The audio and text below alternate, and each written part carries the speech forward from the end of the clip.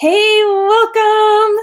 It's Becky with A Better Way to Homeschool, and I am super excited to bring you another expert interview. This gal today, you guys are in for an unbelievable treat, amazing encouragement, and the ability to enter to win up to $289 worth of prizes. There's two big prizes that we're giving away, and we'll reveal those in a little bit. Today, my special guest is my friend Lisa Nehring with True North Homeschool Academy. And so I'm going to click and welcome Lisa to the party. Hi, Lisa. Thank you. Okay, so I met Lisa in a blogging group, and it's kind of just the little homeschool blogger thing that we do where we interact with one another. But Lisa and I share a master passion because Lisa is all about equipping our kids to be successful in their futures. As homeschool moms, as parents, we have this amazing ability to give our kids a launch pad so that they can blast off into the future. And I love those words because my husband used to work for NASA. And so launch pads and blasting off into space is kind of near and dear to my heart. But Lisa, I would love for you to introduce yourself. Tell us a little bit about who you are, what your family's like, and how you got into this whole homeschool thing. Okay. Well, thanks, Becky. I am so excited to be here. We have homeschooled for 27 years. I've been married for 34 to the same guy. He's a clinical psychologist, and he is a NASA nerd. So he's on the NASA website like every single day. Very cool. All about the space program. Yeah. We have 5 kids between the ages of 16 and 32. And we've homeschooled forever, it seems like. But we started homeschooling in LA. My husband was in grad school. We knew we were going to move soon. He got a military internship, so we would be moving more. So we decided to homeschool because at that point in California, you didn't have to register until your kids were 7. And then we moved a couple times with the military, and it was just a great fit. We had a couple more kids. And at that point where my husband separated from the military, we'd been doing it for long enough to realize it was a great thing. And our kids are spaced out 3 to 5 years a piece between each of them. And so it was a great way to have cohesion in our family and read a lot of books together. So I have a marriage and family therapy degree and a master's in human development. And I've blogged for years, it seems like, I think since 2008, so for a long time. And I've worked for large educational companies, usually on the coasts, but I live in the middle of nowhere. But, through the power of technology, you can do a lot of different things, right? So now, it's pretty cool. And now I own and operate True North Homeschool Academy and work with phenomenal teachers and parents and students. And I'm teaching and writing and blogging and interacting with fun people, and I'm having a blast. So it's a lot of fun. I love this season of life because I've been homeschooling over 20 years too. And we too have 5 kids. Our kids are 13 to 26. One's married and off, but we still have 4 at home.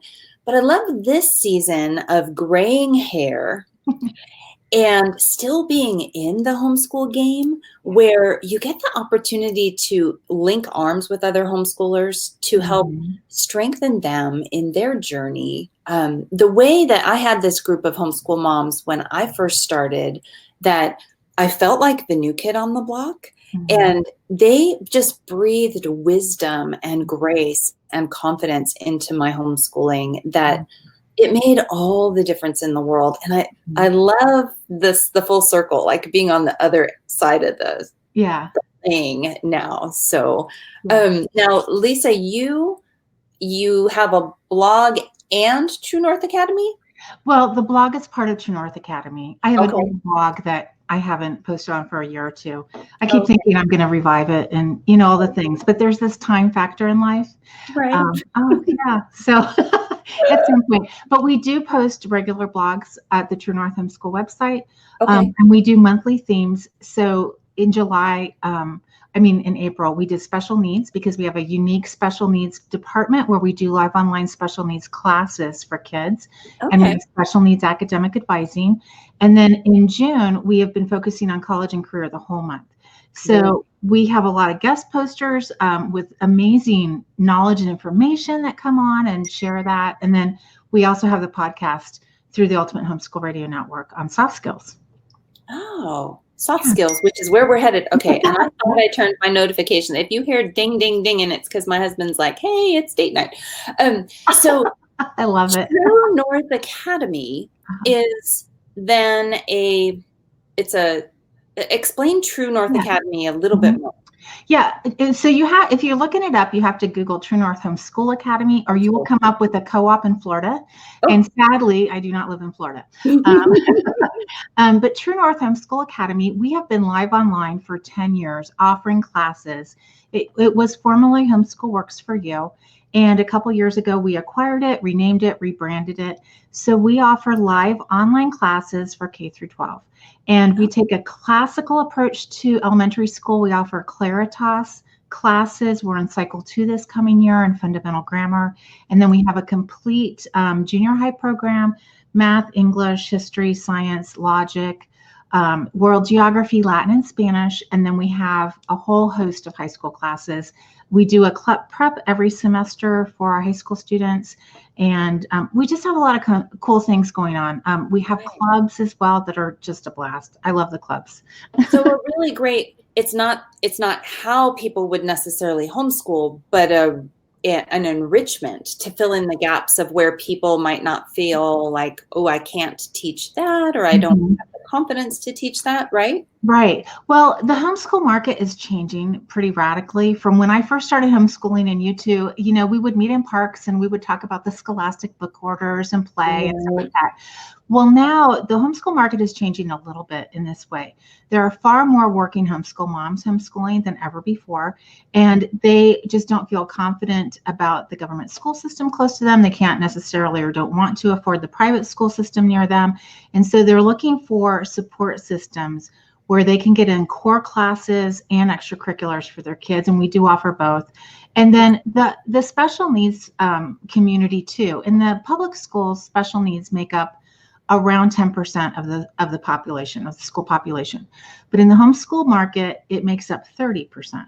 Really? Yeah. And part of that is probably because every special needs student is unique to themselves. I mean, every special needs student has their own abilities and disabilities and challenges. And so it's just really hard to be in a group classroom setting and address special needs students adequately. So a lot of families are pulling their kids out to do special needs at home, and they need resources. So we actually work pretty closely with Sped Homeschool, and we love Peggy Ployhar and all the stuff she's doing over there. She's really a great resource, and Sped Homeschooling is a phenomenal special needs resources. We actually offer, I don't think anyone else is doing, live online small group special needs classes.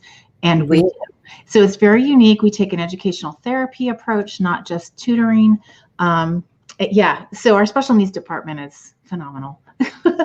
Well, and okay, ladies, I talked to Lisa a little bit this morning just to kind of get our heads around what we were going to talk about. And we were both like, oh no, 5,000 hours. So we're going to focus on this little but huge area of giving our kids a heads up or a launching pad into life, because you and I have both seen the fact that homeschoolers and public schoolers, when kids graduate, they're not really equipped for what's next. Right. And so we're going to talk mainly about soft skills, but tell me about this whole idea of a launch pad. Why should we be focusing on equipping our kids for what's after homeschooling? When they graduate and they leave our kitchen table, why should we care right now if they're only 10, 11, 12? Right. Well, that's a great question. The world is changing quickly and dramatically. And Mhm. so most kids, I spoke at conferences all spring, so this is pretty fresh information. But most kids who are graduating with a bachelor's degree, whether in science or arts, are taking 6 years, not 4, to graduate. And they're usually graduating with $37,000 in debt. Oh my So, gosh. yeah, it's crazy. So imagine if your kid was one of those kids and they fell in love with somebody and wanted to get married to somebody else who had $37,000 in debt. They're in their mid-20s. They have $74,000 in debt. Some Oh gosh. crazy amount of debt. And here's the thing most people don't realize. Say they paid on it for 3 or 4 years and they got sick or laid off or pregnant and they needed to defer their loans. They probably paid $10,000 or $15,000 at this point. It's down around 50, say. They take a deferment. It's perfectly legal. And they get their, they have their baby or find a new job or whatever. And then they go back to start paying on their loans again. What they don't realize is that the principal has been earning interest for that year. So they might end that year owing more than what they originally started for. Oh, wow. Debt wise. And so it's kind of a catch-22. I know we talked about this earlier. And when I was going to college, I went to a private Christian college. It cost $6,000 a year. Right. And it was, the education was solid. I loved my college life. It was fun. But now that same school costs $38,000. And my son applied to it, got the highest number of scholarships they offer, and it still left about 20-some thousand a year. So I hear this all the time on Facebook groups and homeschool forums. Hey, I figured it out on my own. My kids are just going to have to go figure out how to get college paid for, and they got to do it on their own. But I really am trying to let people know that it's a very complex world right now. Loans are easier to get than ever before. And your 20-year-old, your 18-year-old might not understand in real life, in real time, what $10,000 in debt means or $30,000 in debt means. Right. And that you can't do bankruptcy on a student loan like you can a car debt. So if they get into a fix, what do? They need help negotiating, like how to get through college if that's the path that they feel like they're going to go on, how to launch really successfully. And that kind of that's kind of like a big lead up to soft skills, which is really, you're hired for your hard skills, but you're fired for your soft skills. And so Let's say that again, because I think the internet connection like blipped a little bit. So you're hired for your hard skills. Yes. And you're fired. You're fired for your soft skills. Yes. Yeah. Interesting. So can you define what soft skills are? And I know that, just to preface, this is not just something for older kids. It is a focus. Both you and I have older kids. So I have 3 teens still at home. You have 16, maybe so maybe 16 and 20 something. Yeah. And so it's a big focus because we can see them launching into life just around the corner. But even moms that have pre-K, kindergarten, first, second, third need to be focusing on this soft skill thing because it's easier to train than retrain, and it's easier to take these in smaller bite pieces. Right. But can you define what soft skills are? Yeah, I'm going to do that kind of contrasting to hard skills. Okay. So hard skills are easily measurable and definable. Like if you know how to speak Spanish, you can actually converse in Spanish. Or if you know how to program a computer, or Java or a C# coding language, it's easily definable. Like if you know it, you can code, right? And if you don't, you can't. Right. And then you hire someone like I do. So hard skills are really contained, easily definable, easily measurable, and quantifiable. But soft skills are what used to be known as personality traits or emotional IQ in many ways. Understanding the world of feelings and emotions and how you get along with people. And there's a whole list. I have 9 that we talk about on our podcast, although there's not a hard and fast list of soft skills, but these generally come up on about every list. Well, and these are in the printable that we have. Okay, so there is a printable wherever the descriptions are on your screen. There's a printable that has the skills that Lisa's about to tell us, and it'll have all the links to everything. But what she's about to talk about is on this page. So right. Okay. So Yeah, the 4C, this is kind of a hot topic in the education community right now, the 4Cs of education. And Okay. those are communication. Communication is always usually like number one on everybody's list as far as the soft skills goes. Right. And the other thing, just to kind of back up a little bit, we need to be thinking about preparing our kids for a world that we don't live in right now. They're going to generally have about 14 different jobs over the course of their working life. 14. 14. That's the projection. Most of them will be independent contractors, which means like when my grandma went to work, my mom was like, she went to college, my grandma went to work late 50s. And my grandma worked for GTE. She worked for them for 35 years. She got regular pay raises. She had vacation and paid time and all those kind of things. And she literally got a gold watch when she retired, like literally. Those Wow. days are gone. Gone. Our kids will not live in that world. No. They'll probably be independent contractors. It's called a gig economy. They'll go from one gig to another. Okay. And they'll be working with people globally. So they're going to be working with people coming from maybe third worlds like China, or third world. I don't mean like third world, like I mean just economically, you know what I mean? So India and China, where making $10 an hour with a master's degree is a lot of money. And so if we have kids who aren't prepared and they get on a team and they're with somebody who's willing to work harder for less money, guess what?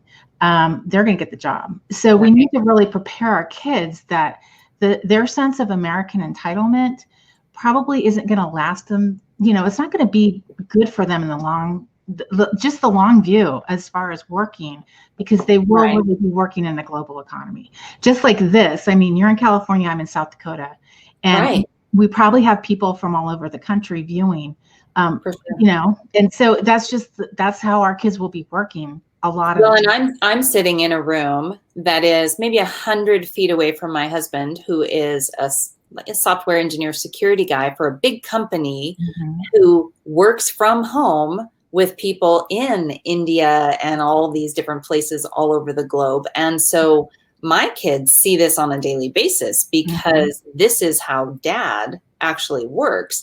And so that whole ability to juggle that gig economy and watching it transition is so in the equipping our kids with these soft skills like communication. I'm reading her list: communication, collaboration, creativity, and critical thinking, those 4 C's.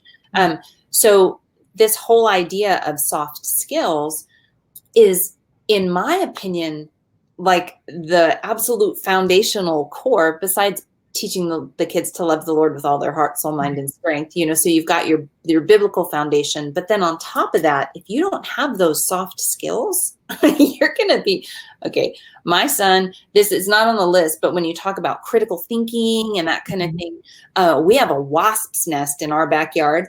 And so my son decided to go closely observe this hornet's nest. And we found out, of course, he got stung because he got way too close to this thing. And we found out today that, what are they called? Bald-faced hornets. They're extremely aggressive, and they're really bad, and they keep stinging even after they're long dead. And so this whole idea, I'm terrifying. well, but it falls into the critical thinking aspect, you know, that was a very painful life lesson, but that whole critical thinking of here's a thing I've never seen before. It could have a potentially dangerous thing, but it's really cool. Should I step toward it? Soft skills. I see this in my own kids all the time. So, so what other types of soft skills are there? Well, there is time and distraction management. And those of us who work in social media understand that there are dings all the time, you know, literal and figurative. There is adaptability and flexibility, which are, flexibility is short-term, adaptability is long-term, just being able to improvise, adapt, and overcome, for good military catchphrase there. Work ethic and hard work.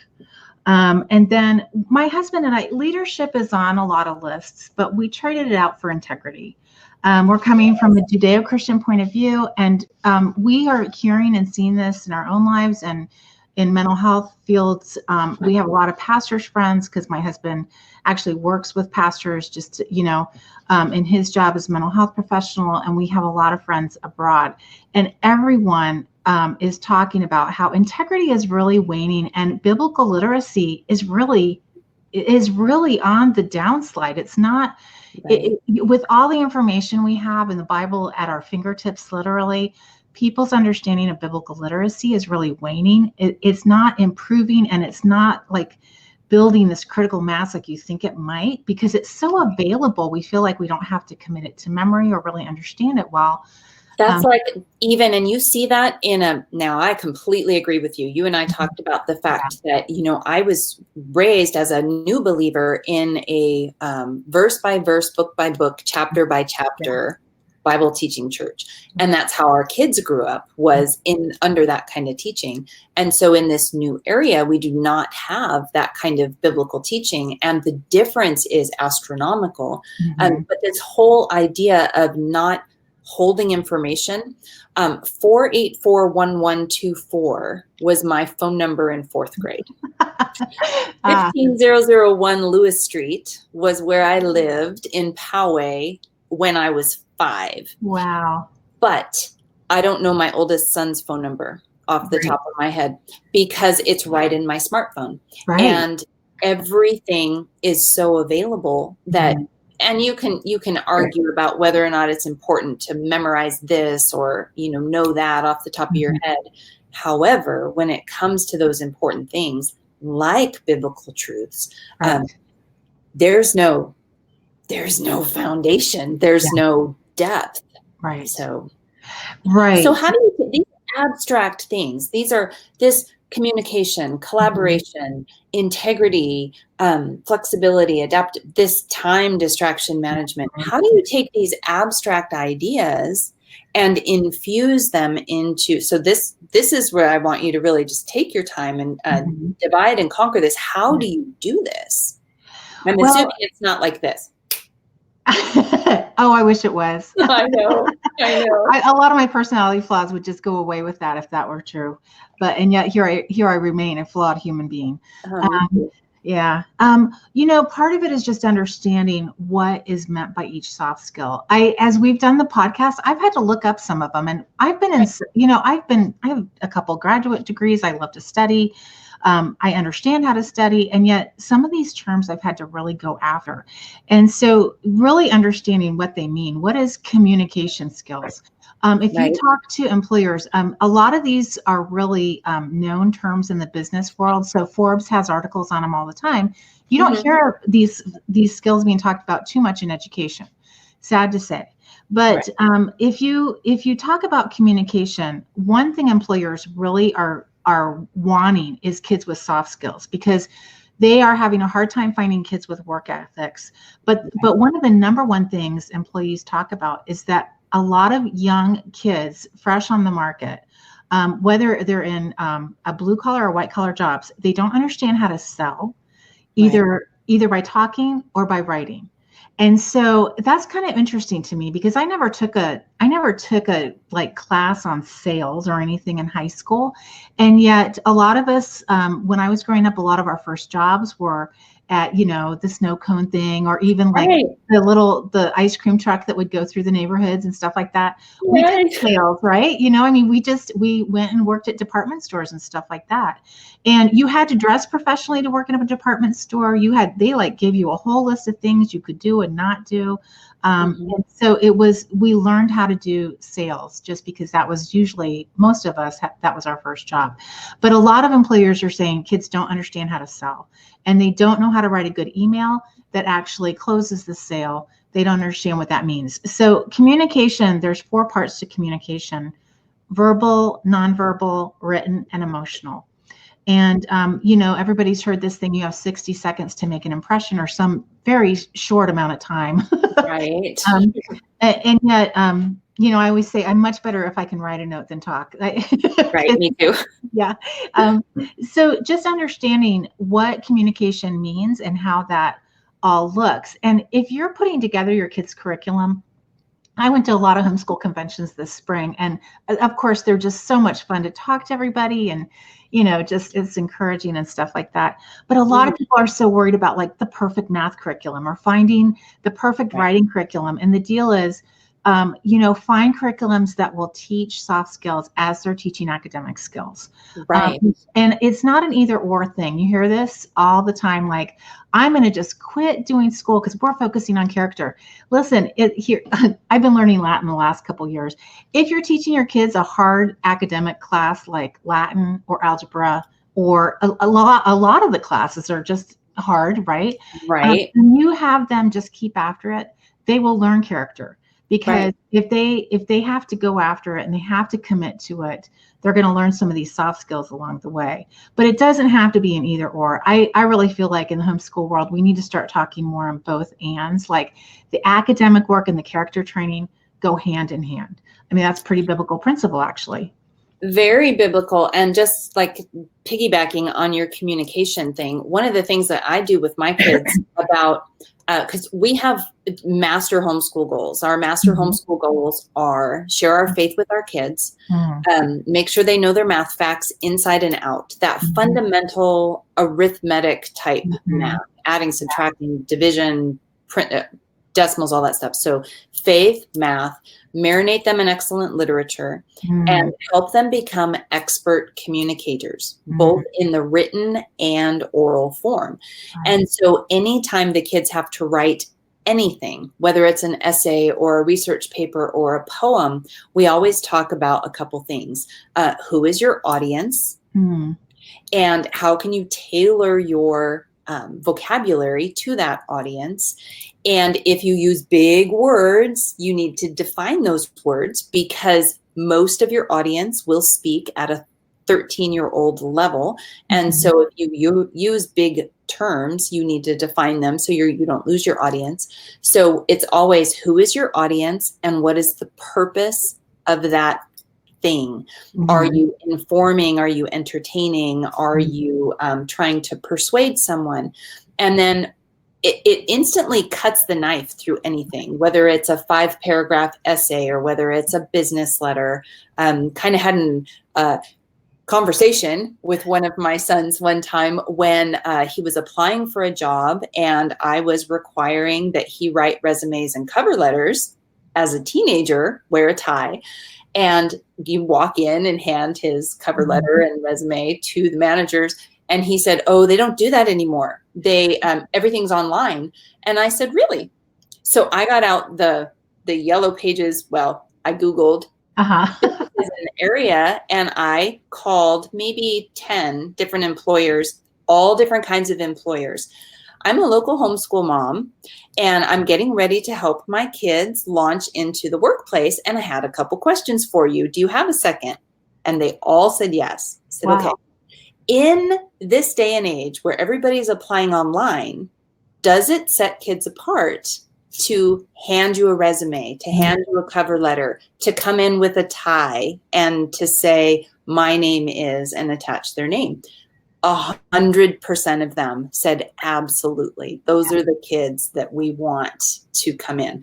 So regardless of what the world is saying, it still sets our kids apart. So that whole idea, so that's a little bit of an aside, but it's still that communication. What is your goal? If your goal is to get a job, who are you talking to? What, all that stuff. So, I love it. That's blending.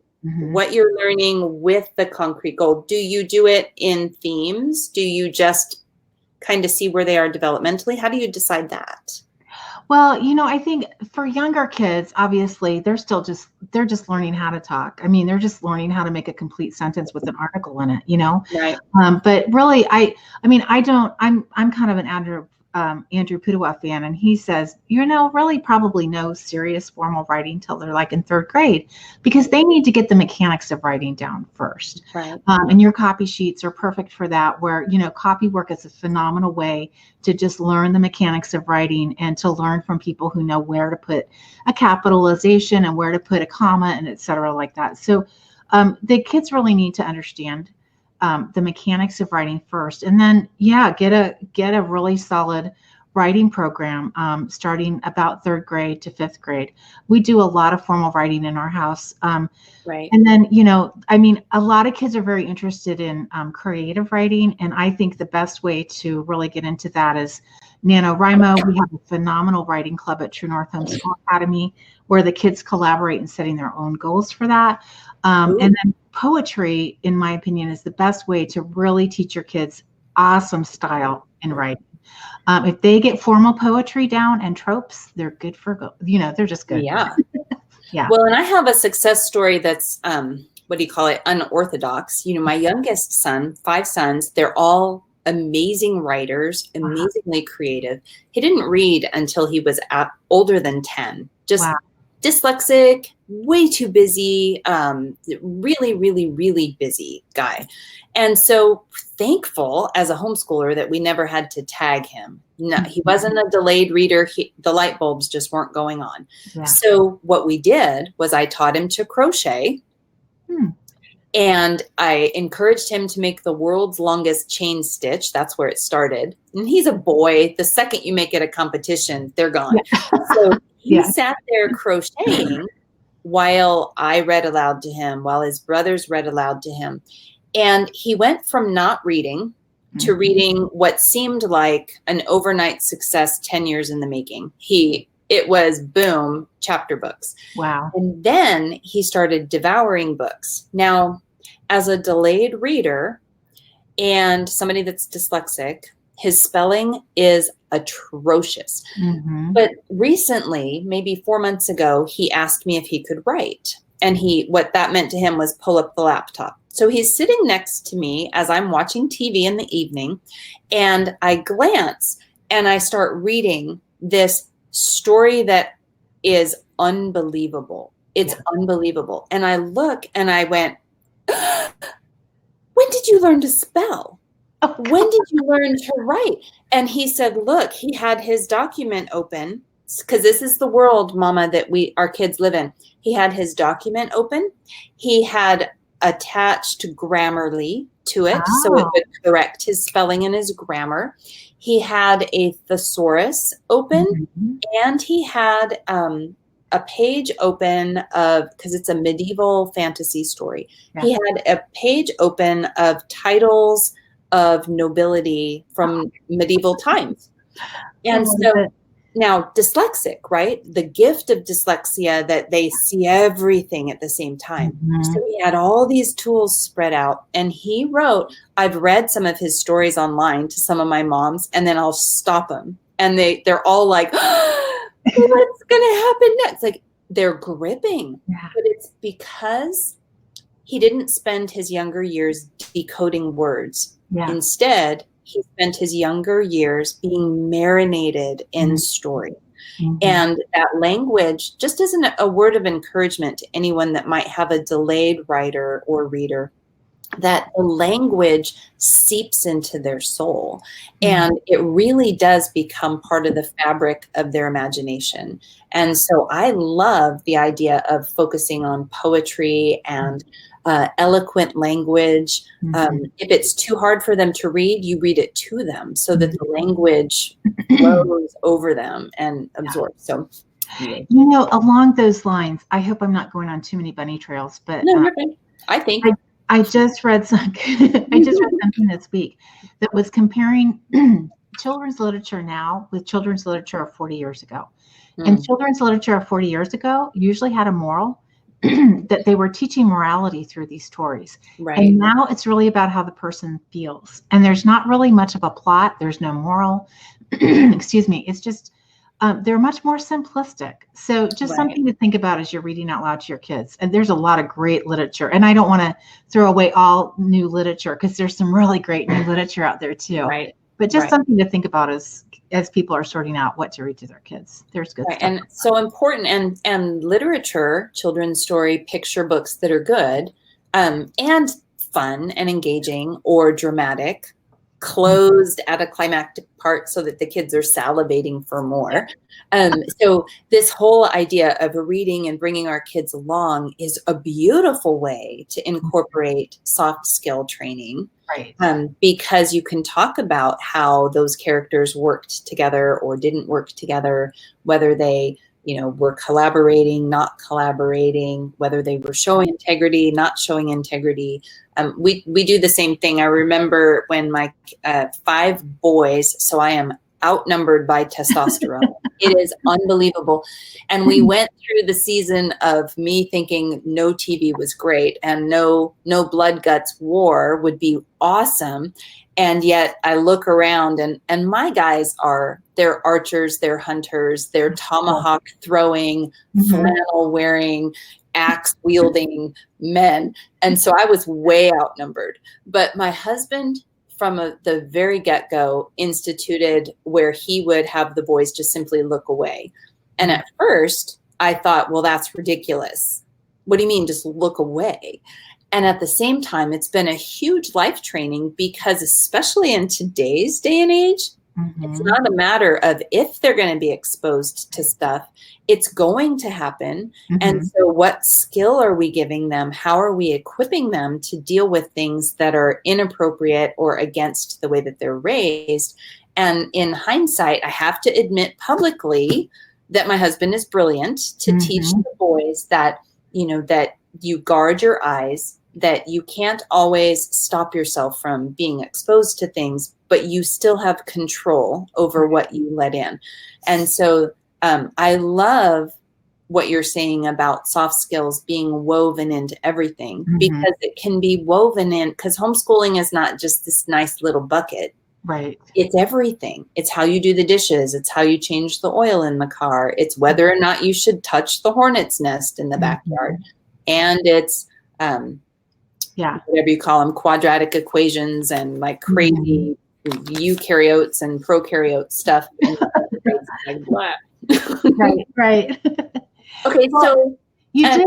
I just want to jump into like flexibility and adaptability, and also time and distraction management, because one thing you mentioned about just having your son crochet, a lot of kids, really, especially younger kids, they have the wiggles, and there's a lot of ADD and ADHD out there for whatever reason.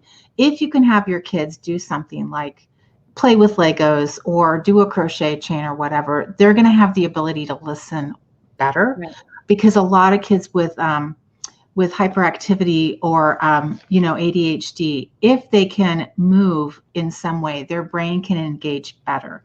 So I just think it's an important thing to just let your kids touch something and be tactile as you're doing the read alouds, because that can bring in a lot of stuff too. Well, and with boys too, it's super important if you're having like deep conversations that you have the conversations like this, where you have parallel conversations with your sons. Because in the car, at the table, I had a teacher's teacher talk about if you really want to engage your male students, it was in a co-op thing. If you want to engage your boys, you sit at a table and you spill things like Legos or Connects or Play-Doh or Silly Putty on the table, and you just start building. Right. And then now you're engaging their brain. And I know I don't have girls, so I have no test pool or scientific data I'm sure girls are the same way, but boys or kinetic type learners really need that body motion in order to, it releases their brain to absorb the activity. Like for my youngest son, the very worst thing I could have done was strap him to a chair and told him to sit still. Yeah. Instead, he did a lot of work with a dry erase marker on the windows or paper taped underneath the table so that, or on the bouncy ball that I'm bouncing on in the office. He needed to be moving in order to release his brain to actually absorb information. Right. So, tell me more about time and distraction management. Time and distraction management. I think a lot of us overlook the fact that our kids probably need taught how to schedule. And and most kids don't naturally schedule themselves. A lot of adults don't either. Right. But when my kids hit high school or junior high, even, we would sit down once a week with their daytimer and mine. And I use a bullet journal because I'm kind of a right brain person. I don't really like to use somebody else's system.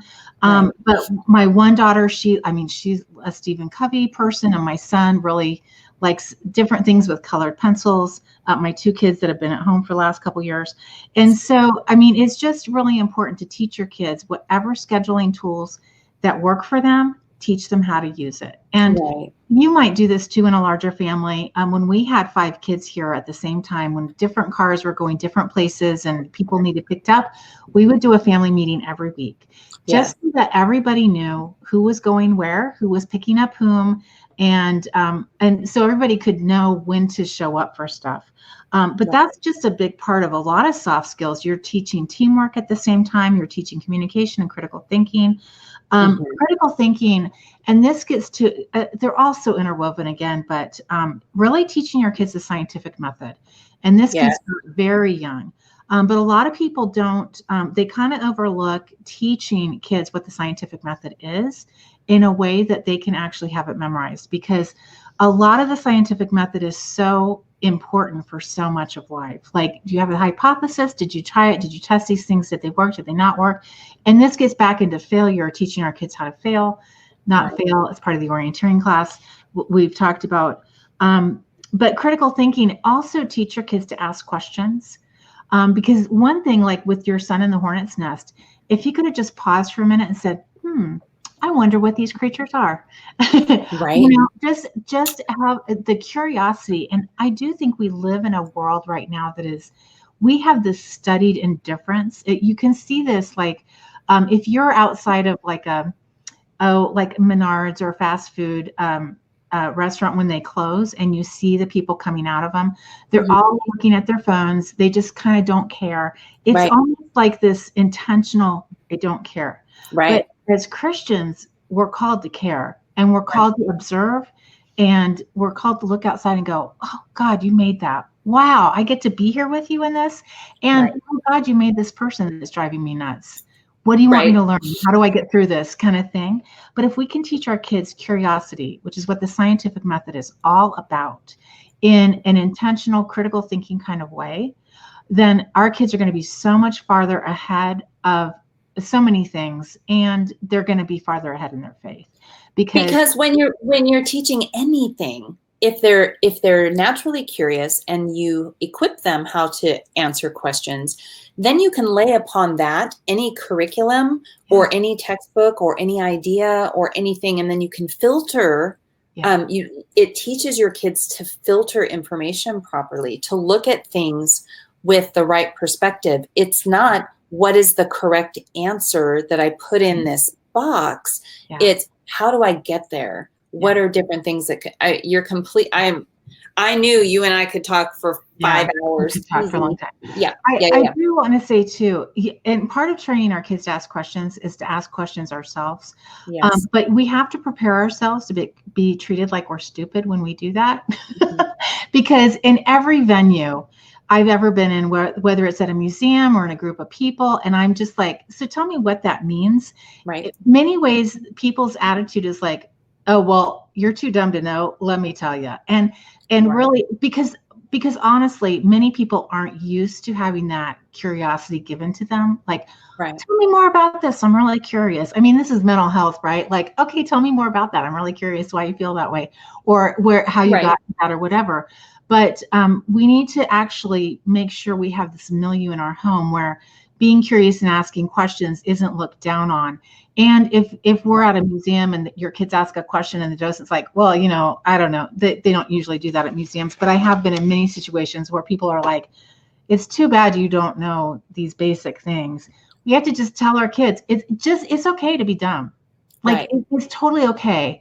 And our culture is kind of like, if you're dumb, wow, you poor stupid person. Poor thing. But it's okay not to know. And you can't be curious if you know everything. And knowing everything really takes you to arrogance quickly. Right. It's just a whole slippery slope, but really cultivating. And I've taught my kids too that, you know, and I'm not a labeler and I forget labels. So you're going to probably tell me, I think it's a classical education thing where they talk about the grammar stage where you learn the basic vocabulary of everything. And my introduction to this was I needed a part for my car, and the mechanic offered me an OEM part for the car and told me what price it was. And I said, well, what does OEM mean? And he's like, oh, it's an aftermarket part. It's a rebuilt thing. Oh. And my husband's like, no, I don't want an OEM. I want a new thing. And so but I had to go back and I had to talk to the mechanic later, and I had to say, look, you have to understand that people don't speak your vocabulary, and that it doesn't make me stupid. It means that I don't have the decoder ring that tells me what an OEM is. And so with the boys, I'm constantly telling them that everything has its own set of vocabulary. Crocheting, gardening, mechanicking, dog training, you name it, cooking, writing, soft skills. These are things that they're not part of that 13-year-old basic communication skill, and that it is okay. So when I'm in a place, I model that. I saw somewhere you talk about modeling learning. Anytime I'm with in a new situation and people start throwing words and terms at me, I will turn to my kids and say, oh, look, a new set of vocabulary that goes with this area of life. Let's learn what the right words are so we can make the right decisions about what it is we're doing. Super important, because people do treat you funny. Can I interrupt you for a minute? Absolutely. Because I just want to point out what you're doing right there is you're teaching your kids critical thinking. Because a lot of critical thinking is how to sort things and how to file things. And when you say to your kids, oh, this is the vocabulary for this area, you're automatically teaching your kids a filing system, which is phenomenal critical thinking skills, and really helping them understand how to sort things out. So that, did you hear that? She just gave me a gold star. Lisa just gave me a gold star. Yeah, I did. Way to go, Mom. Just kidding. No, I hear you though. And I think it's so important. I was talking with Anna Willis in the last interview that I did, and she was talking about the whole Charlotte Mason way of homeschooling. And it occurred to me, hey, that's how I homeschool.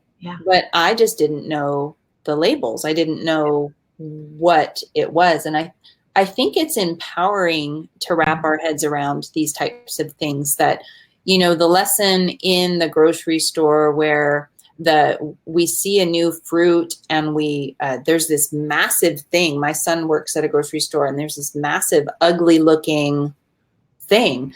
And so rather than just say, wow, that's ugly, we find the produce manager and we say, that's interesting. What is that? Right. And just that is a homeschool lesson in itself. And I think a lot of moms just need to cut themselves some slack, that, you know, you are equipping and empowering your children by teaching them these things, by teaching them all these things, time management, critical thinking, asking questions. You know, one of our kids is taking, two of our kids are doing concurrent high school, where their junior, senior year in high school, they're also going to community college so that they can earn their diploma and their associate's degree. But what I tell them all the time is that your purpose in these next 2 years is to become an expert help seeker. You will bump into things that you don't know, but how do you find the help that you need? And then we're constantly just reaffirming, well, you can go to the professor, you can go to office hours, you can go to the tutor, you can go to a classmate, all these things. And then you can come to me, but at that stage in life, I need to be lower on the totem pole in the class. So I want you to start navigating. But it's these types of things that I think that we as homeschool moms need to think about sooner, so that we can start to develop that rhetoric. Is that the right word? Where we just say the same thing over and over. It's like, okay, you don't know. How would you find this information? Like my oven broke recently. And I said, what should I do? And then I waited. I said, I don't know who I should call. How would I find out who I should call? Mm-hmm. And my boys are like, I said, no, really, who should I call? Mm-hmm. And they're like, I don't know, maybe ask on Facebook or a neighbor. I said, those are excellent questions. Do you know what I did? And they said, no. I said, I called my washing machine repairman. Mm-hmm. Why? And they go, I don't know. I said, because my washing machine repairman was fantastic. Yeah. And all he does is washing machines. So I called and I said, I know you don't fix ovens, Mm-hmm. but if your oven broke, who would you call? Yeah, that's fantastic. Anyway, Yeah. talk about rabbit trails. Yeah. So I want to merge in. So if you've been watching, Lisa has generously agreed to give away a ticket to a seat that she does a class in the fall. It's called Orienteering, Mm-hmm. and I would love to hear about this class. Explain what it is and how it works, because it's a new vocabulary word for many of us. So what is orienteering and how does it work? What is it? Tell me about it. So orienteering is a live online class. The kids will meet for 1 hour a week with the teacher and their classmates. They'll be able to see the teacher and their other students in the class. And it's very interactive and dynamic. We use Zoom, which is very intuitive and easy to use. And they will go through a series of exercises, learning about how they learn. We'll do a skills finder. They're going to learn about career clusters. They're going to do a cost of living assignment. They're going to learn how to fail. And they're going to learn just all these life skills. Really, what it is about is how are they going to take some responsibility and ownership for their own education and future. So one of the things I've noticed is that a lot of homeschool families are so focused on the academics that they lose sight of the long view, like really how to launch their kids successfully and help them strategize the next step. So this class is really about helping the kids strategize for themselves, where they see themselves, where they want to go, how they're going to get there, how they're going to pay for it. If a gap year makes sense, if, going to mercy ships and sailing the seas for a year makes sense, or going to Europe or whatever, Right. how they're going to do all those things. Because there's so many options for our kids. And really, the future isn't about degrees so much anymore. It's about skill sets. Right. And so really, it's about soft skills, but it's also about hard skills, and then how they're going to leverage those for the life they want. My son's girlfriend is applying for a nurse practitioner program. Actually, she just got into it. She said most doctors, the reason that they went to medical school wasn't because they had some huge passion for biology. They had an extreme hobby that they wanted to fund. Oh, I believe that. Very strategic, isn't it? Like, I have Yes. an extreme hobby, but I need to finance it. So what do I do to make this work in life? And that's why they went to medical school. So I think, and I mean, honestly, that is a really strategic way to live in many ways, right? And so this orienteering class will be a lot of discussions about what the kids will keep a journal. Where do you see yourself in so many years? How do you learn best? And we're going to talk about career clusters, not necessarily so much this is the perfect job for you. But like I said, most kids will have about 14 different jobs, probably in the same sectors. But what career clusters work, for them? So just to interrupt for a second. So orienteering is not for a kindergartner. So No, what? Yeah. Go ahead. Really for like 8th through 12th graders. 8th through 12th. Yeah. Mm-hmm. Okay. 8th through 12th. So focusing, just kind of recapping a little bit. And ladies, I have to apologize. I just found everybody's comments. So apparently there's a little button over here on the side of my screen. So thank you guys for joining in. I didn't ignore you, and you can't see the comments, can you, Lisa? No, I can't. So this is all my fault. I'll go back and I'll answer questions later. But just to recap, so Lisa, with True North Academy, you and I share the same passion. I said it again, True North Homeschool Academy. I think it's because I'm talking fast. Yeah. That's all. I'm like all out of breath. True North Homeschool Academy, where you focus on themes every month, like you just did college. Yeah, college and career. Yes. Okay. And then what are you doing in July? We are going to be doing reviews in July. So we have a ton of reviews from homeschool companies that we use and love. Some of them we use in our classes, like we're doing Bright Start Math because we use those in our special needs classes. Right. And just other things that have been really fun that we found. We've got some game reviews coming up in different curriculums. So it'll be, if you're looking for reviews, check out the blog. Okay, so, and I'll make sure that all these links are there. They should be in the printable that you can grab in the descriptions. So True North Homeschool Academy, focused on themes, focused on that, but then it has a whole series of online classes that can enrich, encourage, and come along and team with any homeschool family to enrich kids from K to 12. Yeah. And you can buy any class individually, but we do offer bundles. So if you want even greater savings, the bundles are mainly for junior and senior high. You can buy a bundle where you get a group of classes and academic advising and a test or a club. The bundles are a little bit different, but you can search for bundles on the website. And the clubs are a lot of fun. And we do offer testing, performance series tests. And then we do offer academic advising for both. We have a special needs academic advising, which will look if you have an IEP or you suspect that your kiddo needs one, we can accommodate that. And then we just have a general academic advising.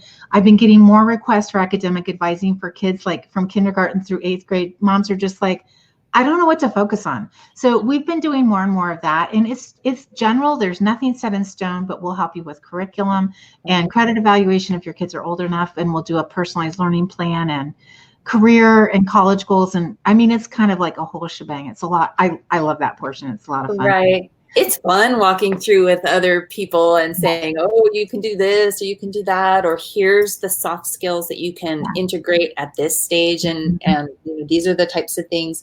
So I'm just going to say that the academic advising, where my sons, let's see, we're completely independent. So we homeschool, and I've done it all. I've done co-op schools. I've done Sunlight curriculum kits. I write a lot of my own curriculum because I don't like a lot of curriculum. I piece a lot of things together, homeschooled from the library, worked with co-ops and charter schools. And currently we're completely independent. But to go to the college, high school thing, the kids we have to go through a college counselor. So their advisor, we get to meet with our advisor 3 times a year, once for every time we sign up for classes. And the last 2 times I've met with her, she was too busy for me. So we just met in the hallway and she signed off the papers so that the kids could get the class. So I wouldn't call that advising. That's just paperwork shuffling. Right. That's not what you're talking about. You're talking about rolling up your sleeves and saying, oh, they were in an archery club for the last year. Did you know that qualifies as high school electives? And we did talk about this one thing. Homeschoolers are just known for, I've been doing academic advising with kids around the world for over, 6 years. Homeschool parents always undercredit their kids. And so especially special needs parents, but usually parents come to me and they're like, I don't know, they're supposed to be a sophomore and they only have this much stuff and we didn't do any extracurriculars. And I talked to them for the advising is a 1-hour Zoom meeting initially. And always the kids have double or more credits than the parents realize. So we all do more than we realize. Okay, I've actually had a student whose parent didn't put down the fact that he was a licensed pilot.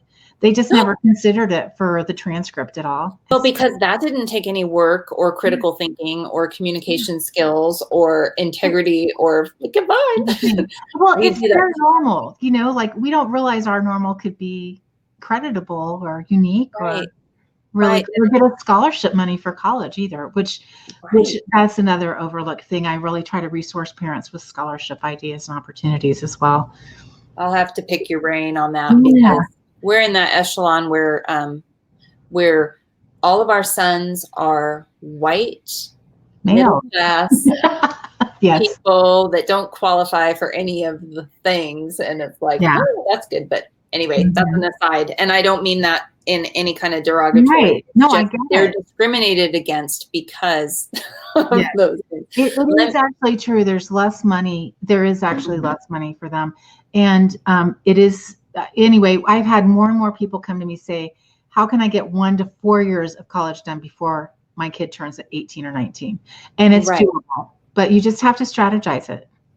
I'm popping Aw, these comments really fast, I and love then it. I'm going to tell you, I'm looking for questions. So it's like, everybody's so great. I'm so sorry I missed you. Yeah. This is a new program for me. I just realized. So 2 questions that I see so far. So far, nice to meet you. Homeschooling grandmothers. Aw. Gail, I love you. Janine's one of my new besties. I just love her. Nakisha, a nurse academy. Okay. How do I find excellent age-appropriate literature?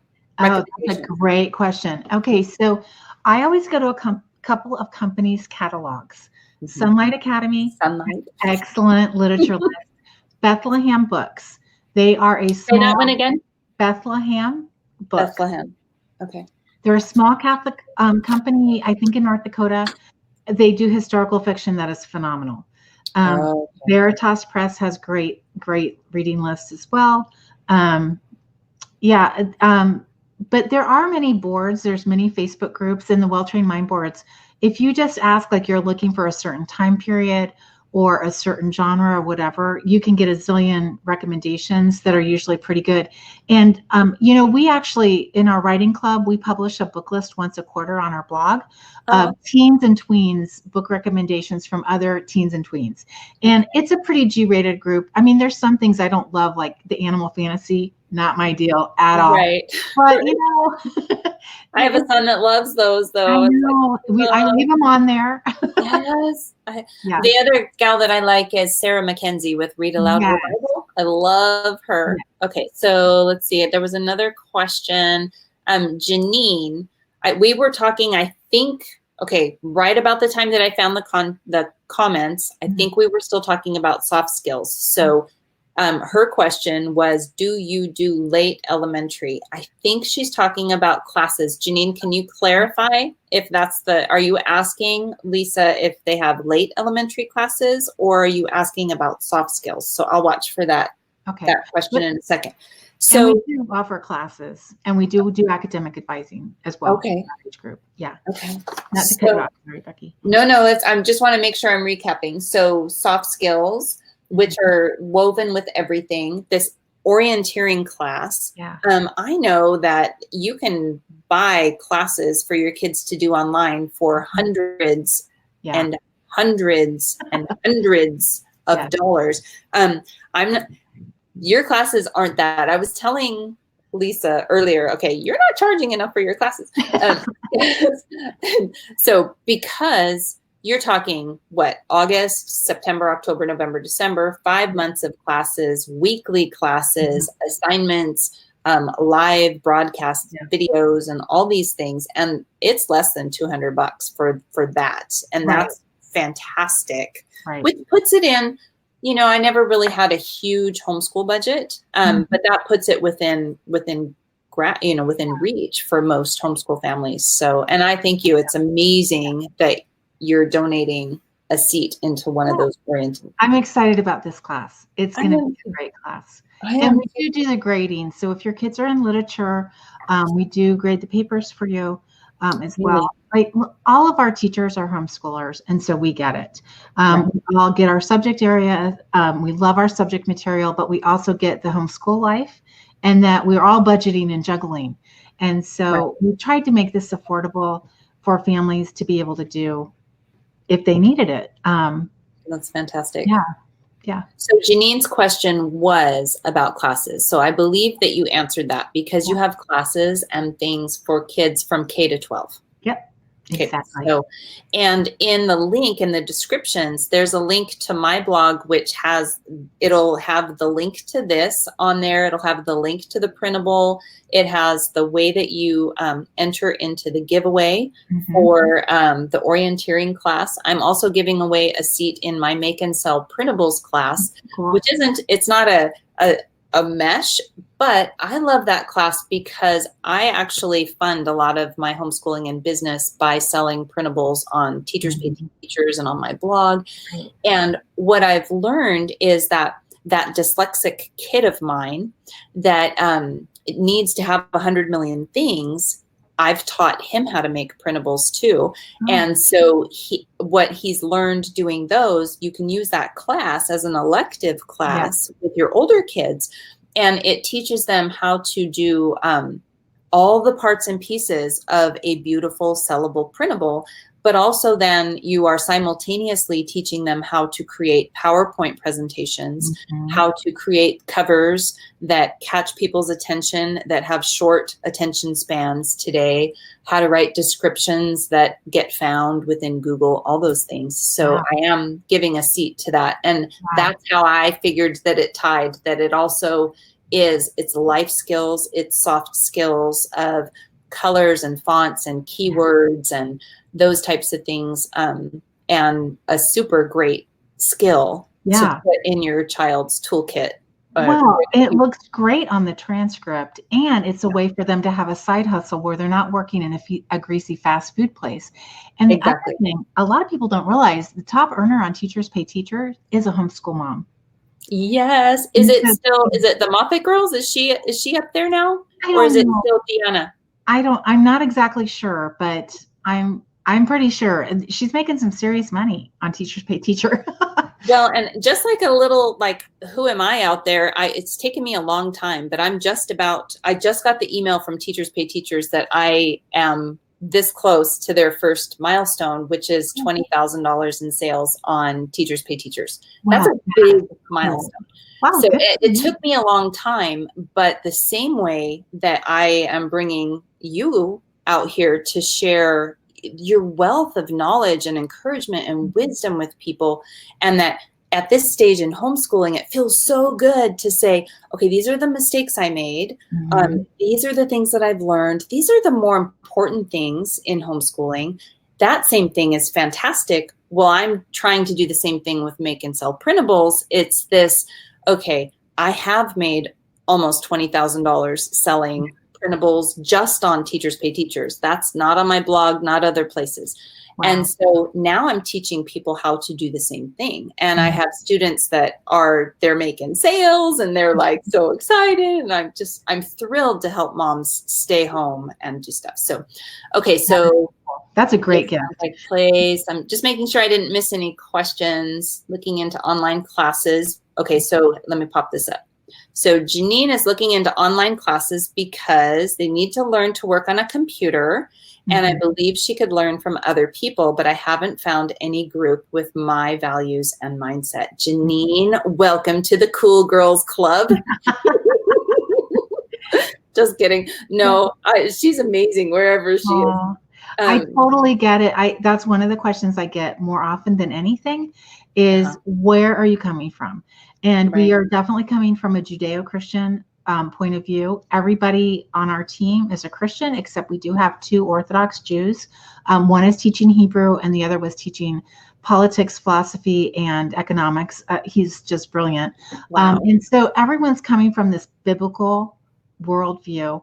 All of us have homeschooled except the Orthodox Jews, but they've been very involved in yeshivas. So everybody gets alternative education. And all of us know our subject matter. So you will never find me teaching chemistry, thank God. Thank goodness. Teaching literature and poetry and Shakespeare. Our chemistry teacher has created her own curriculum, and you start getting her talking about chemistry, and she just, like, the energy pours off of her. I cannot wait. My daughter's taking her class this year. She's just phenomenal. But all of our teachers get what they're teaching and they love it. And they're all. I found you earlier. My goodness. Yeah. Somebody's talking about me. My nose is like. Whoops. I just unplugged my computer with my foot, but I have plenty of battery. So, Okay, so we're going to wrap up because I've had you for a little bit over an hour, but Thanks for your first time. of all, this has been fantastic. And I feel like I found a kindred spirit in you and your philosophies and just your take on things. And I know that by joining together that we can really help spread this message of, it's really a message of hope and encouragement that this is the time of year that homeschool moms are going to conventions. They are trying to figure out, what am I doing curriculum wise? And it's the perfect time of year to take a step back and say, okay, where in this soft skill area are my kids lacking? Is there one that's glaring that they need to work on? My husband, you done? Nope, not yet, babe. It's like, God, I turned it off. This glaring need of, what is it, and every child, every family, and often even every season might have a different focus of things that kind of raise themselves to the head. But these soft skills are included in the orienteering class. Most of them are going to be talked about because they're going to be related to a project that the kids do. Okay.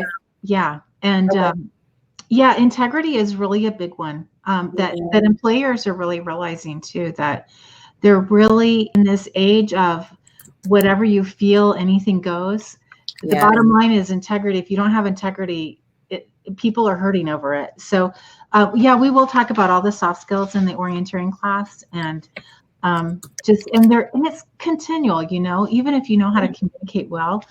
Every time I teach poetry, I learn more about writing. It's just how it goes in life. The more you learn, the more you know there is to learn, kind of thing. Yeah. Yes.